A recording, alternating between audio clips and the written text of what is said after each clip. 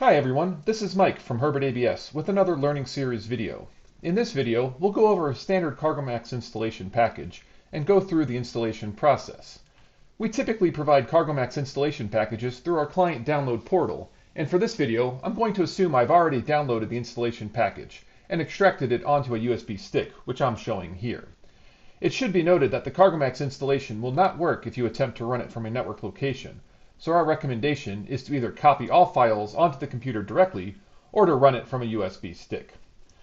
I'm showing a typical installation package here. It consists of a main setup.exe, which will typically give the full software version and build number in it. There will also be a simple install.xml file, which gives the setup some key information on the specific CargoMax that is being installed. In some, but not all cases, there will be an app files folder, which can contain some non-ship specific files, such as IMDG packages or cargo libraries. Finally, there will be a ship data folder, and in that folder will be the specific files for the ship. The CMX file is the key vessel specific database file, but there may be other files included in this location as well. The standard load cases folder will contain the sample loading conditions included with the software, and the documents folder will contain any files or PDFs that go along with the installation, which might typically be a class approval letter and class approved vessel information booklet.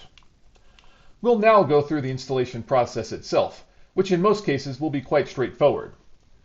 From the installation package we've gone through, we simply need to double-click the setup.exe to begin the installation.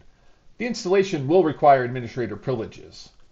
Once the installation starts, it will go through some standard questions, all of which can be kept at the default. The first step is just the splash screen, and you select Next. The next step is the license agreement, which must be accepted. Then click Next. If the installation is configured to have online gauging, there will be a separate questions for that. We'll have a separate video detailing that type of online setup, but for this video, we'll keep this checkbox unselected, as well as the Next. The next screen outlines the default installation directories, which we strongly recommend to keep at default. The next screen gives you the option to create a desktop shortcut. If not selected, the shortcut will only be available in the Start menu. I will select it for this example. The next screen will begin the installation, which may take a few minutes. We'll fast forward through this part until we get to the end.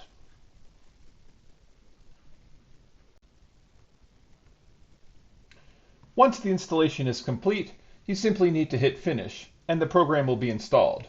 The shortcut should be available in the Start menu and on the desktop if selected. That's all for this video. In other videos, we'll go over multi-ship installs and the specifics of the online gauging installation. Thanks for watching.